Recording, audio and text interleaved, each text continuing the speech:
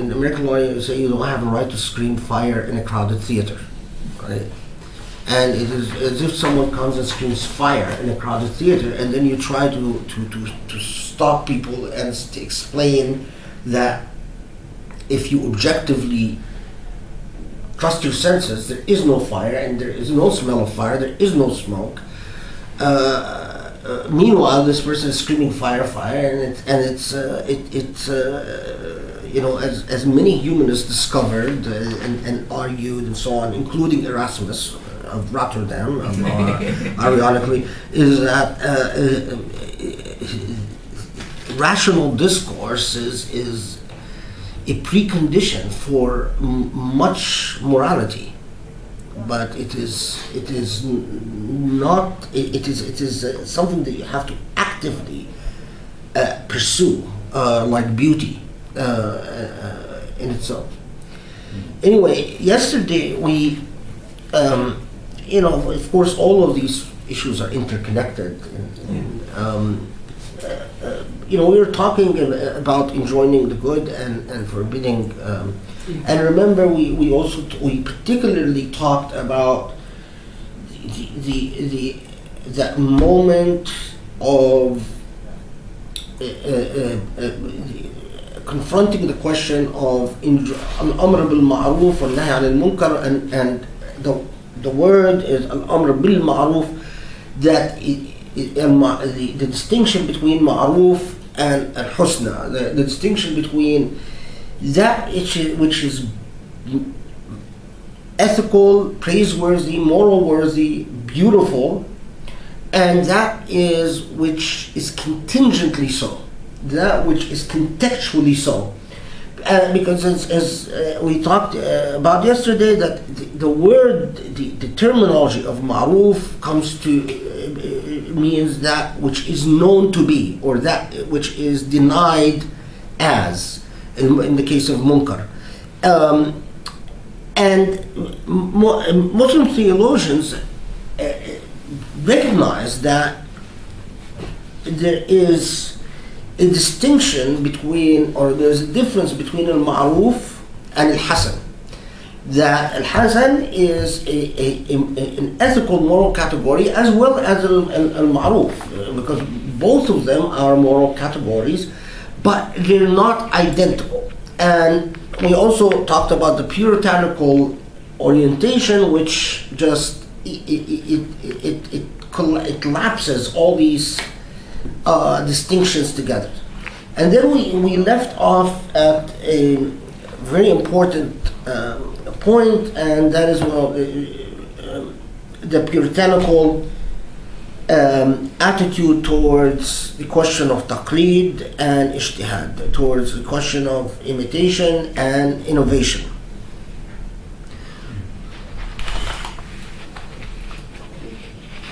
And part of the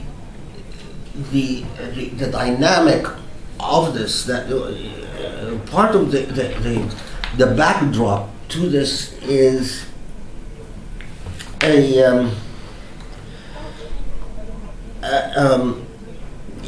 it is important to put this discourse in context, because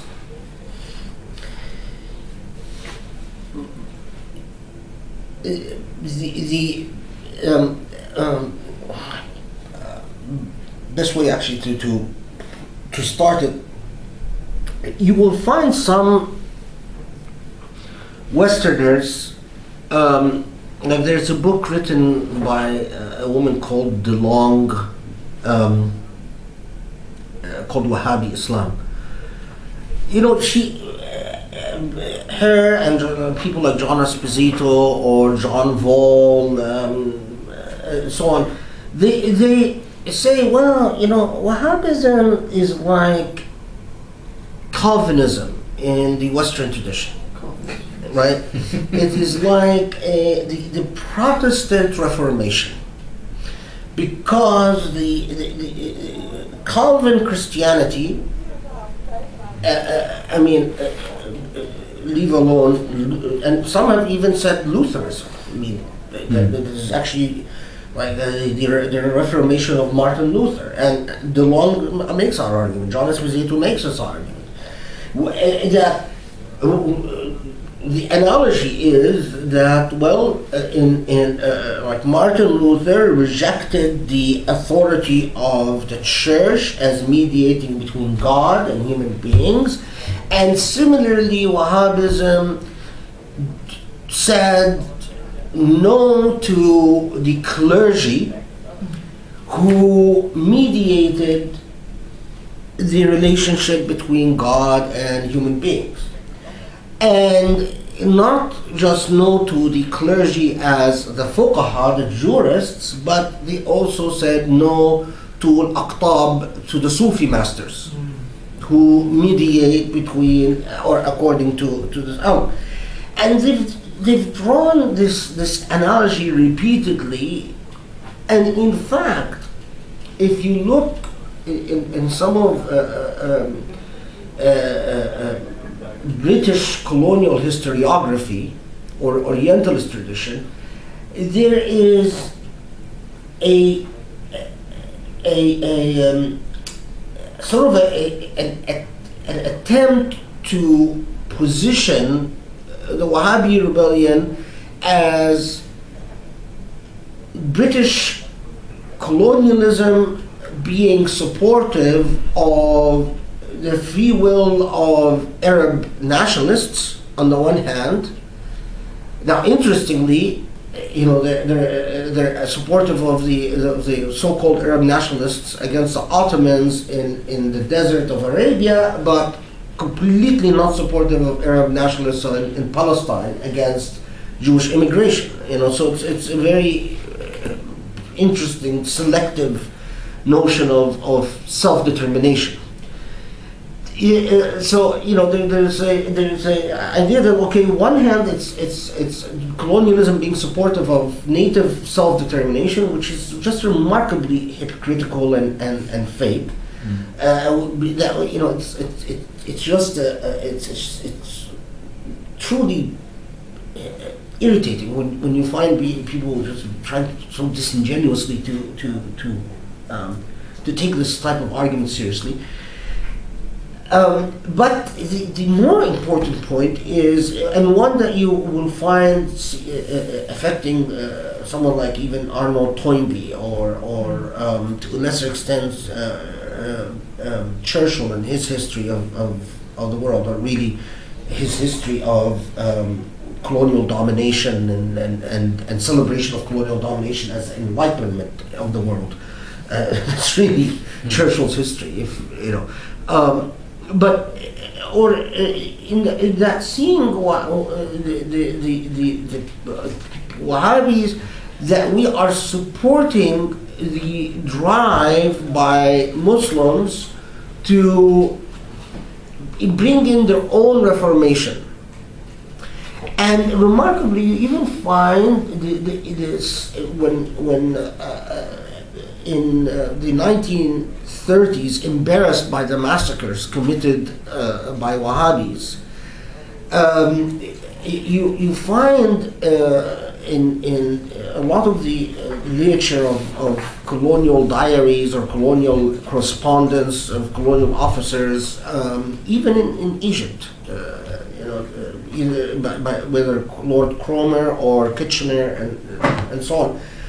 Things like, keep in mind that the Reformation in Europe was a violent affair as well, and many lives were lost in the Reformation in Europe, so don't be shocked by all the bloodletting, and especially when the Wahhabis invaded Najaf, and exact numbers are not clear, but estimates are around 100,000 Shi'is who were massacred in this area. And the number of Sufis killed, no one knows. I mean, it is a complete evacuation of all Sufi orders in Arabia, which was just full of. And so, how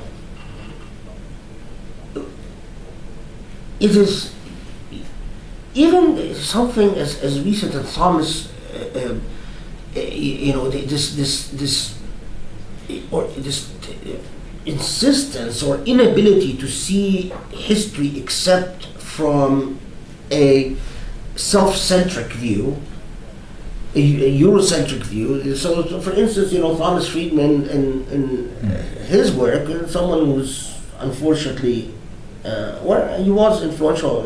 Bush, I don't know if he still is, but he writes, New York Times and has bestseller books and so on.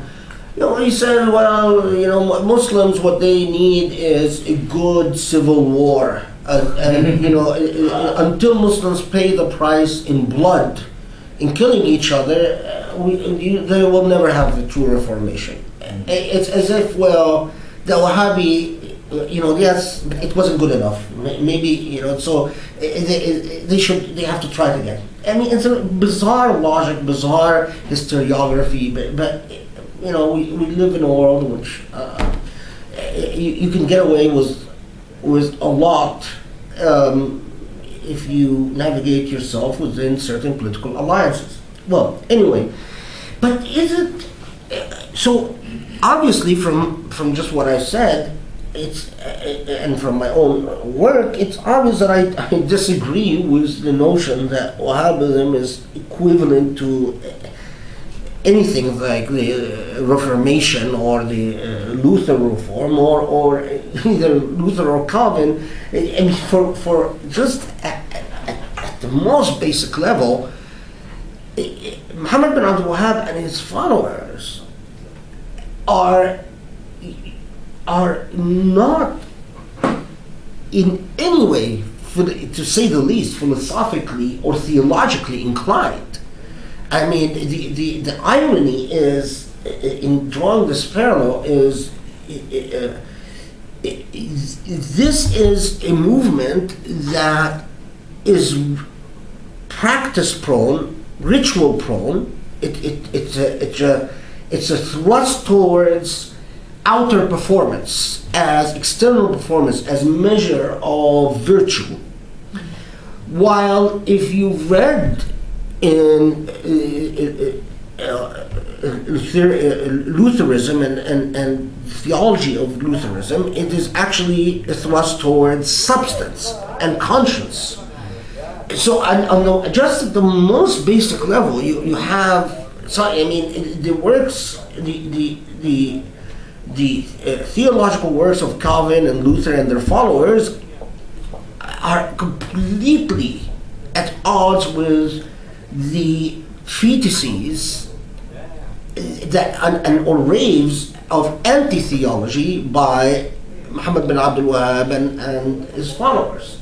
There's just so how could you have respectable names, I mean tenured professors of the most esteemed institutions make this such a basic and simple mistake? I mean, this book Wahhabi Islam is published by Oxford Press, right? And yet, this was the basis of this was a doctorate in Georgetown, supervised by John Esposito and John Ball.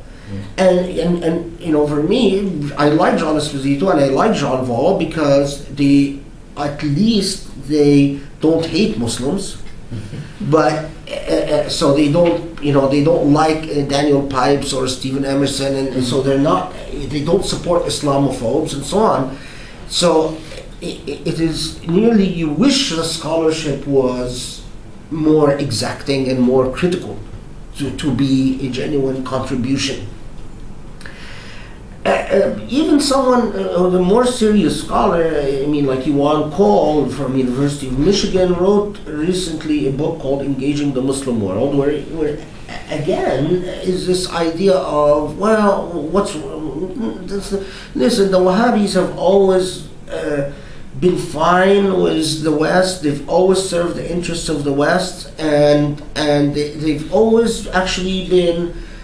As long as you give them this little territory in Arabia, they're very intolerant of Christians and Jews in Arabia, but they're actually quite tolerant of Christians and Jews everywhere else. And they are, in fact, their history is willing to tolerate Israel, they don't think Jerusalem is very important in their theology. They understate the importance of Jerusalem as a holy site, and there's, they try to dig for traditions that make everything turn around Mecca and Medina, and also their interest really is in heretics and Islamic orthodoxy. So they sort of like good shepherds, they rally up the herd, Muslims as cattle, and deliver them to the West. So they're good. And of course, the moral assumptions that go in this, I have to tell you, my own, with all due respect, but my own, knowing that many of these people are actually very religious Christians, it's as if their attitude is, well, Wahhabism is good enough for Muslims. It's like, okay, it's fine, that's what Islam could be, and as long as, let's just gives them Arabia, gives them Mecca and Medina, and as long as they're not creating problems for us anywhere else, okay, what's wrong with them, And it is to say that it is not acceptable. It's say very little. Now, but beyond the superficial comparison of theology versus anti-theology, what informs the claim that, well, Wahhabism is some type of parallel to the Reformation? Well, it is the thought of, well, Wahhabis said, let's go back, like in the Reformation, let's go back to the original sources, cut around the authorities of tradition, let's access the tradition directly. And this way, the medium or the mediator is cut out, and the tradition is accessed directly, and let's go back to the Quran and the Sunnah, and let's sidestep the cumulative tradition of commentaries and interpretations, and theoretically, in this is a very liberating act, right? And in fact, modern Salafism often centers around this idea. You liberate yourself by the rejection of tradition and so on. And at least in theory, you are then have liberated yourself from taqlid, from imitation, blind imitation, and into the liberty or the freedom of ijtihad or independent thinking. And indeed, someone self-described Salafi like Shawkani, who is by origin Zaidi. In fact, if you read his work, you do find in the thought of someone like Shawkani or someone like Al-Kandahlawi from India, or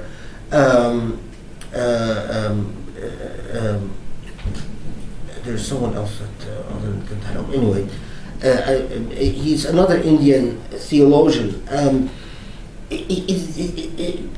Or Rashid Rida in the Egyptian context, they're self-described Salafis, but they are they do have a lot of shared parallels to the Reformation, in that they do invite to the rejection of blind imitation of tradition and to a critical rethinking. So Shawkani, for instance, is definitely, he doesn't reject the relevance of tradition, he rejects blind imitation of tradition. And there's a huge difference, because Shawkani is immersed in the tradition, fully immersed in the tradition, but yet feels that it is possible to break away from the tradition when a new insight and the same thing was Shah Waliullah is the other person that I think of. Shah Waliullah is a fascinating intellectual. But for that matter, you could also put Muhammad Iqbal in the same kind. I mean, if you read his Reconstructing the Muslim Mind, which if you haven't, it's one thing that I think Muhammad Iqbal never got his worth as a theologian. Is it sort of stuffy in here? Should we open the window a little bit? I don't think it can be opened any more than that. Or you can close it and open it like this to the side, but then it might. Oh, is it might possible? hit me. Yeah, because I have the same window in my office. You just and then down. That's better. That might be better. Yeah. You know, if to sort of hold it in place, you could just put like this as a stop. Drink it first. You know, I think if you put it from the outside, so it like prevents it from doesn't swinging. Open all the way out. Oh. Maybe. Yeah. Either that or you open it all the way and just. We just hope it doesn't. Then yeah. That's better. Yeah, maybe best to have it open, and if it gets chilly, just put Because something on today instead of it's- having it shut. Yeah. Yeah. Right? I mean, it's won't close because of the. We have a fresh air. Yeah. So I think this is better. It's always oxygen is good for the brain. Yeah. Yeah. Trying to use that. So we could. Okay, but now, so now we've got. This is where the picture starts getting confusing, and not just for Westerners or Western academics, but confusing for Muslims, because then is Salafi good or bad? Well, it seems like Salafi, the idea of Salafi or Salafiyya, it seems to adopt positions that are enlightened and has definitely the names associated with it, such as Shawkani or Kandahlawi or Shah Waliullah or Rashid Rida. But at the same time, you are then struck by the stark reality of the Wahhabiyya. Now here is the thing though, and this is remember in previous classes we said that Salafiyya is such a broad category, and it is not a helpful label to know the theological or philosophical or juristic position of anything. Because here's the question or the issue.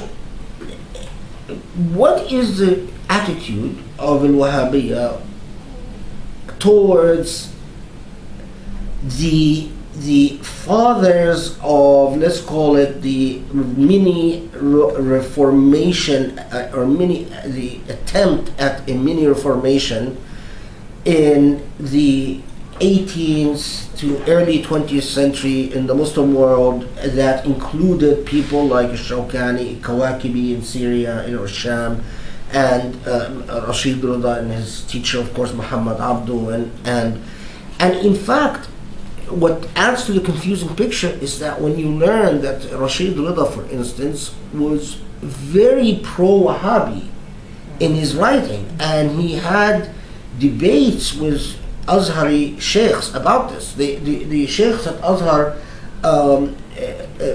would in the Azhar magazine, which used to be up to the 60s, quite an intellectual source. I mean, it used to publish very valuable source on Islamic intellectual thought.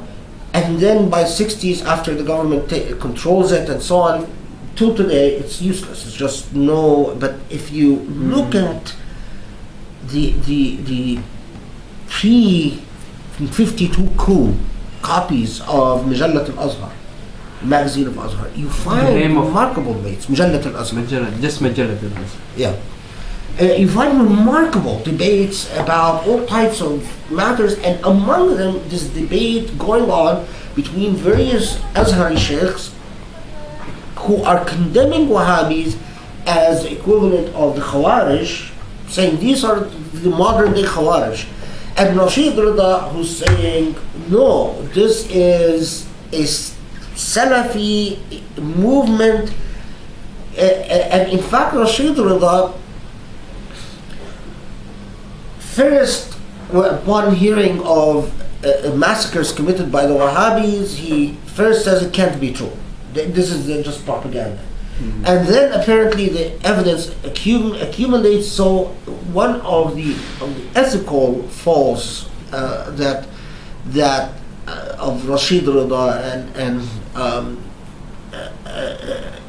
I think one that he himself felt uncomfortable with shortly thereafter in his own writings, is that he said, well, maybe these massacres were committed as a response to the massacres committed against Wahhabis by Egyptian forces when Muhammad Ali sent Ibrahim Pasha and invaded Arabia and defeated the Wahhabis and in fact did commit massacres against them.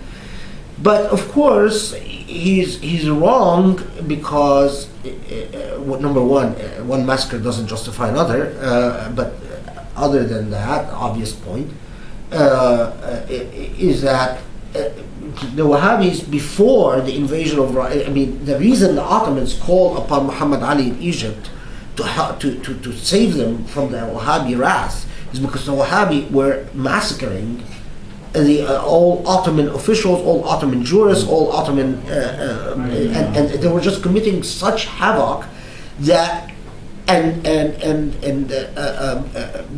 declaring everyone a kafir and so on, and they were forced to seek the help of a semi-autonomous Muhammad Ali, which they were not too excited about, and then Muhammad Ali sends an Egyptian expedition that occupies Mecca and Medina, and then withdraws ultimately, and they come back helped by British colonial powers and largely funded and with a lot of intelligence information and so on. And the myth of Lawrence of Arabia, not a myth, it's a historical reality, but a lot of mythology and so on. And of course, there's some in colonial diaries which I encourage you to on Wahhabism. You find some truly fascinating stuff, including something that I have not been able to satisfy myself as its authenticity. There is a colonial officer called Lacy who claims to have been quite close to Muhammad bin Abdul Wahhab, and that Muhammad bin Abdul Wahhab, his brother, had written a treatise condemning him and saying that he's an ignorant, and several of his teachers condemned him and so on. And Lacy says that Muhammad bin Abdul Wahhab at one point wanted to declare himself a prophet in the footsteps of Baha'u'llah, and because remember now, Baha'u'llah in Iran, historically it was closer, and also Ghulam Ahmad in India, and in the Ahmadiyya, and so and according to this officer, that he talks Muhammad bin Abdul Wahhab out of it. Now, true or not, I don't know. This was a British officer. The British officer, Muhammad Abdul Wahhab, don't declare yourself a prophet, because you'll ruin everything. Mm-hmm.